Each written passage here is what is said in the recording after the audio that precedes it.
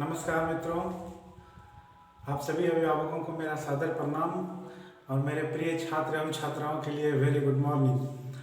मैं राकेश कुमार अपने channel new Adarsh Vidya मंदिर में आपका फिर से स्वागत करता हूं और आशा करता हूं कि मेरे सारे वीडियो आपको पसंद आए होंगे। जो मैंने अभी डाले हैं 3 वीडियो न्यू आदर्श विद्या मंदिर चैनल पे। बच्चों, कल तक मैंने आपको कल मैंने मैथ का एक वीडियो डाला था और नाउन का जो सेकंड पार्ट था वो फिनिश किया था। आज मैं आपको नाउन का लास्ट पार्ट बताऊंगा। जो आज अनकाउंटेबल जो बचा था ना, वही आज बताऊंगा। आप गौर से देखिएगा, मुझे विश्वास है आपको पिछला भी काफ़ी पसंद आया होगा और समझ में आया होगा। तो मैं आप बिना समय गवाया स्टार्ट करता हूँ आपका अनकाउंटेबल नाउन। आप गौर से देखिए, सबसे ऊपर हेडिंग मैंने दिया हुआ है अनकाउंटेबल नाउन। परिभाषा मैंने पहले ही आपको बताया है कि अनकाउंटेबल नाउन जिसे हम गिन ना सकें। बच्चों, आपके लिए बहुत ही साधारण शब्दों में ये परिभाषा है कि कोई भी वस्तु आप जिसे गिन ना सकें। जैसे आप कल्पना करें कि चावल का ढेर है आपके घर में, बोरी में चावल है, आप चावल गिन सकते हैं क्या? नहीं। 1-2 चावल तो गिनना आसान है, पर चावल का ढेर हो तो नहीं गिन सकते।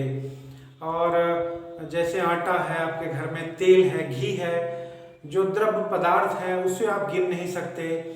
या कुछ ऐसे शब्द हैं, भावनाएं हैं, जिसे हम एब्स्ट्रैक्ट नाउन में पढ़ेंगे। तो आज उन्हीं दोनों को हम विस्तार से पढ़ेंगे।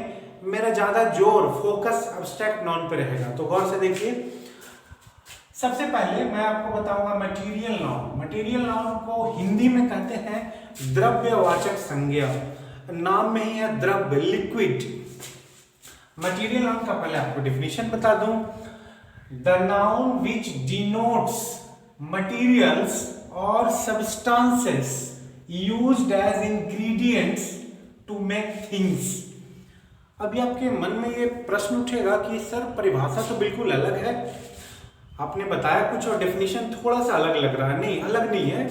अब गौर से देखिए, यहाँ पे इंग्रेडिएंट्स का मतलब होता है सामग्री और कोई भी ऐसी वस्तु जिससे कोई नई चीज बनाई जाए। आप देखिए पहले, वैसा शब्द, वैसा संज्ञा जो हमें इंगित करता है, इशारा करता है, जो बताता है वैसे द्रव्य या पदार्थ जिनका प्रयोग किसी चीज को बनाने में सामग्री के रूप में प्रयोग हो।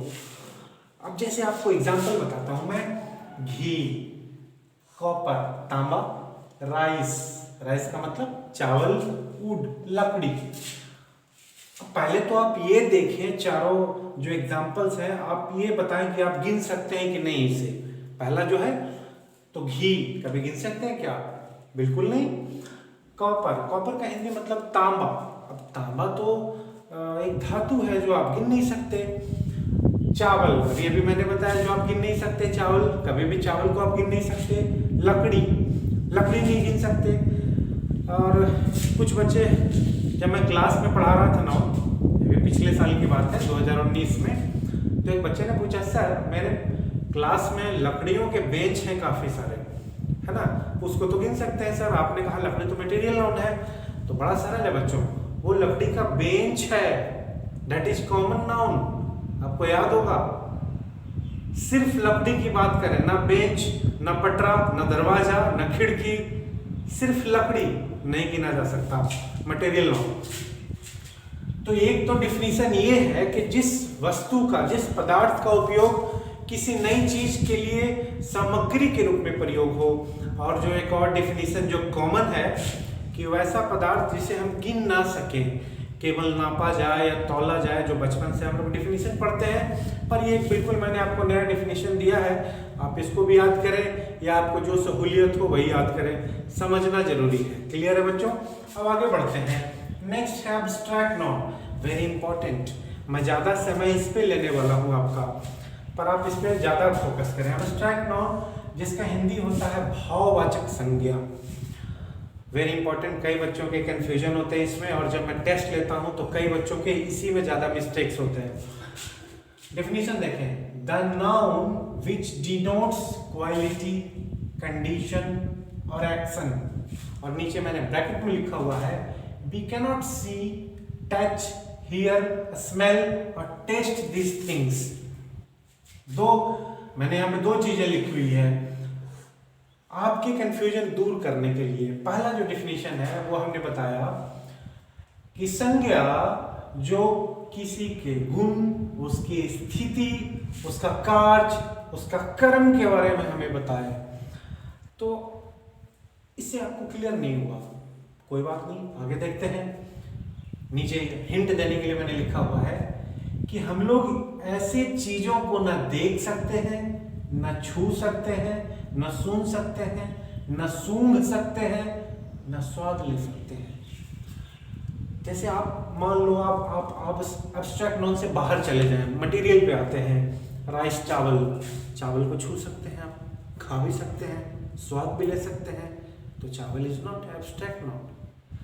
आप आगे देखिए, घी को सूंघ सकते हैं, छू सकते हैं, स्वाद ले सकते हैं, वो भी एब्स्ट्रैक्ट नॉन नहीं है। तो सर ऐसा क्या है जिसे हम न सूंघ सकते हैं, न देख सकते हैं? अजूबा है क्या? नहीं, बिल्कुल नहीं। आप इसके एग्जाम्पल देखें, विजडम, चालाकी, बुद्धिमानी। राम बुद्धिमान है, ये उसका गुण हुआ, विशेषता हुआ, पर बुद्धिमानी आप सिर्फ इसको फील कर सकते हैं। चालाकी, बुद्धिमानी, बेवकूफी, है ना, अमीरी, समय, गर्व, अभिमान, इसको आप सिर्फ महसूस कर सकते हैं। क्या आप किसी चीजों को देखा है, आपने देखा है क्या? या किसी चीज को आपने सूंघा है क्या?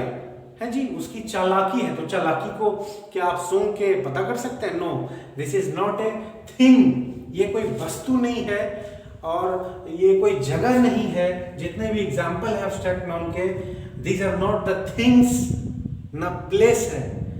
ये सिर्फ और सिर्फ एक वर्ड है जिसको आप न सुन सकते हैं, न सुन सकते हैं, न देख सकते हैं, न स्वाद ले सकते हैं।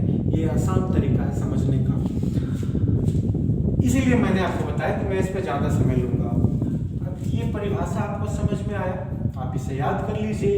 आप समझ गए कि हाँ जी, अगली बार से मैं याद रखूंगा कि एब्स्ट्रैक्ट नाउन के एग्जाम्पल्स जब सर हमें देंगे, जिसका वर्ड मीनिंग हमें मालूम होगा, तो मैं समझ जाऊंगा कि इन चीज़ों को देख के पता लग सकता है क्या कि मैं इसको छू सकता हूँ कि नहीं, सूंघ सकता हूँ कि नहीं, स्वाद ले सकता हूँ कि नहीं। क्लियर है? अब एग्जाम्पल्स इसके हम देखें। विजडम का मतलब चालाकी, बुद्धिमानी।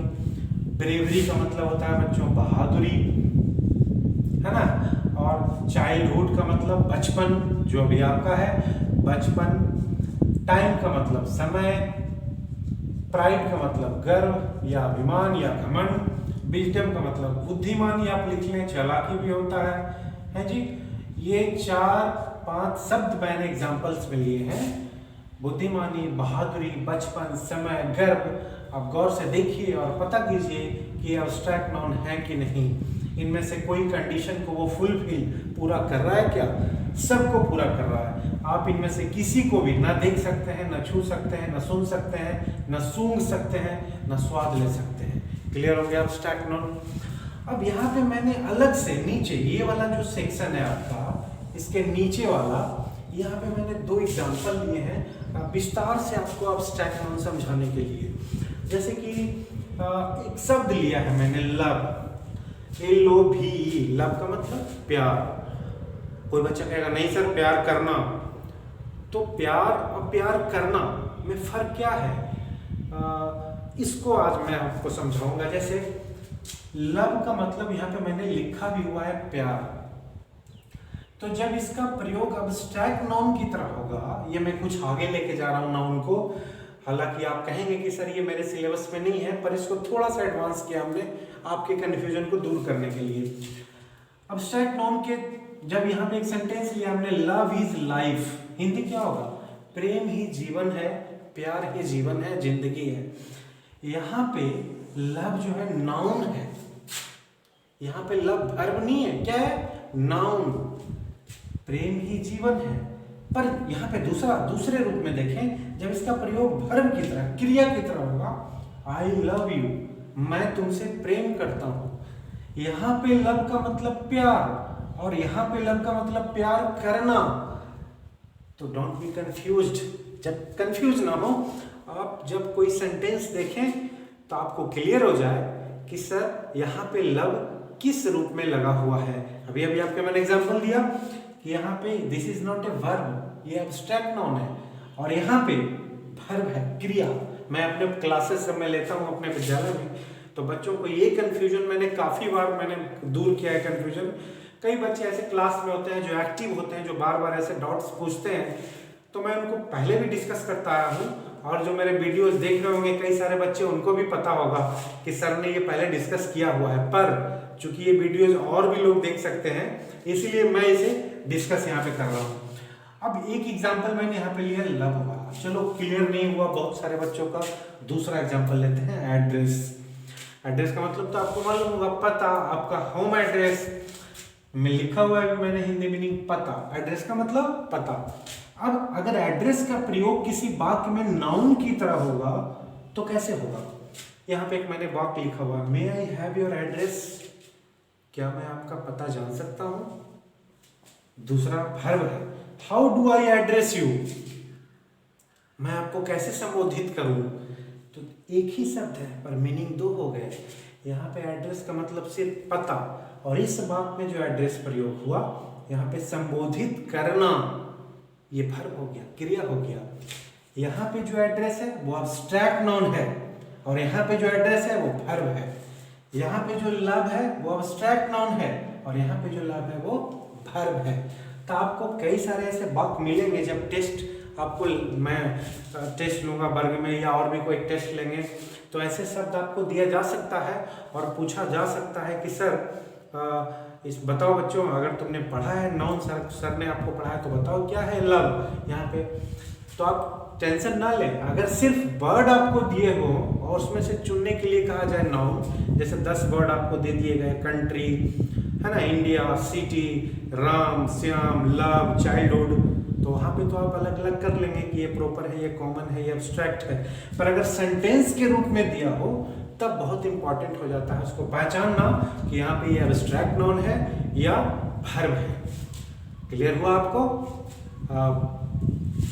ये नाउन आज जो मैंने बताया पूरा, ये नाउन का ये मतलब आज नाउन मैंने फिनिश कर दिया आपके लिए। ये अगर आपको, मुझे लगता है आपने पहले के जो क्लास को जो हमने बताया है उसको नोट किया होगा, और ये नोट कर लेंगे तो आपको एक अच्छा नाउन का एक नोट बन जाएगा और आप उसको मेमोराइज कर लेंगे। तो मुझे नहीं लगता कि बच्चों के लिए इससे ज़्यादा कोई डाउट उनको मन में आएगा नाउन में। तो आप इसी तरह मेरे वीडियो देखते रहिए। मैं कल फिर मैथ के जो नेक्स्ट सेक्शन रोमन न्यूमरल्स में भी बता रहा हूँ, तो उसका जो नेक्स्ट सेक्शन है, जो लास्ट सेक्शन भी है उसका, वो मैं जल्द ही उसका वीडियो भी डालूंगा। और जैसा कि मैं हर बार बताता हूँ अपने बच्चे को कि इस घड़ी में आप बिल्कुल सावधानी से घर में रहिए और माता पिता के काम में हाथ बटाइए और खुश रहिए, उनको भी खुश रखिए। और जो चैनल है हमारा न्यू आदर्श विद्या मंदिर, उसे देखिए, अपने दोस्तों को भी दिखाइए, सब्सक्राइब कर लो ताकि आपको नोटिफिकेशन मिलता रहे। तब तक के लिए नमस्कार।